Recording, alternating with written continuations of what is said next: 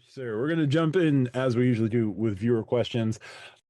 Craig is on assignment this week, and Tariq still remains on assignment. What it is. But viewer questions. Our first question comes from a nice friend of the channel, AP, who says, my daughter's school uses an app thing to pay for school lunch. It doesn't take credit cards, only debit cards. I was thinking of using my Amex debit card for half an MR point per dollar. Any other ideas on debit cards for non-categorized spend to get an absolutely tiny amount of points or cash back from AP?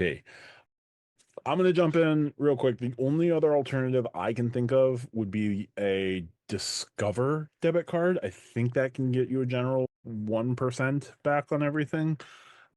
The Amex play is a great play if you're looking to continually, even if it's 6, 10, whatever points per month, depending on how much you have to reload for your daughter's lunch, you know the value that MR points can give you. So that half an MR point per dollar is probably more valuable to you than trying to find a 2% debit card from a fintech that might blow up tomorrow. Remember, with debit cards are capped to financial institutions with less than $10 billion in assets. So Wells, Citi, US Bank, Chase, most others are not going to get you what you're looking for. The MR play is probably your best bet. RJ, are you aware of any other debit cards that could work better for AP?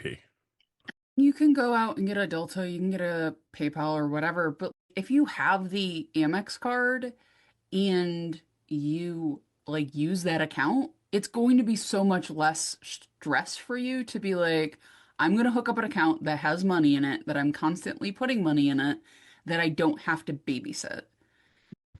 I think sometimes we all try to maximize, I'm going to get a card for this and a card for this and a card for this. Sometimes it's just hook up a card that you already use, let it roll, especially for something like lunch. You're not making a million points a year off of your kid's lunch, presumably. So it's just a drip of points, but let the points drip in, man. Have your account hooked up and forget about it. There's something to be said, like philosophically, of a drip of water over time accumulating such a mass that you'll flood out something. Lonnie, any other thoughts here? I do want to come back to something, but Lonnie, do you have anything here? No, I think RJ hit it on the head. First off, the Amex debit card is a great option. It pays something. It's the first one that popped into my head. And no, it's not a lot. It's not even a full point, but 50% of something is more than 100% of nothing in my book. So I'd say roll with it. But to RJ's other point, there are other debit cards. Like you can go get those vanilla cards, the ones from CVS, the ones from the Yeah. grocery store that count as debit cards. But then, as she had mentioned, you got to babysit it. You got to keep adding money to it. You got to go back to the grocery store, maybe buy another one because you're trying to get like the 4X from the grocery store every time that you buy it. Screw all that. Take the simple route, take the point 0.5, call it a day. It's something. And that's the way I would do it personally if I were in that position. Yeah, the thing I was going to go back to was just what Lonnie said. You could do the 4X grocery or 3X grocery, depending on what card you're going to use at the grocery store. You could do a Chase card at a drugstore. You could do the Chasing cash and off the supply store if you want to buy one of those debit cards. I don't know how frequently you're refilling the school account. Do you want to try to get a massive points with a vanilla debit card, prepaid debit card from an office supply store? You could go that route, or do you just want to set it and forget it and just have an easy drip of MR points that you don't have to think about?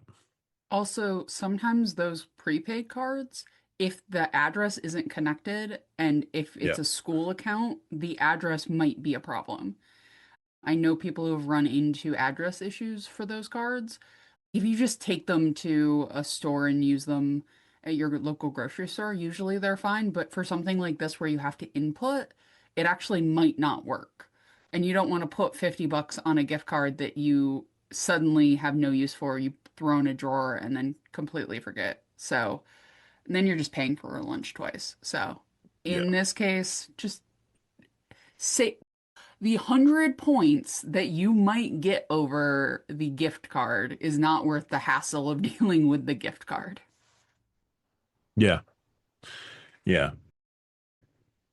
Easiest thing is just going to be the set and forget with the debit card. Tell them to look into credit cards. If you really need to get the extra points, tell them to look at credit cards. Half an hour per dollar, not the worst thing. For all we know, maybe there'll be a travel focused credit card that switches to a lifestyle focused credit card that also launches a debit card with its new partner. Who knows?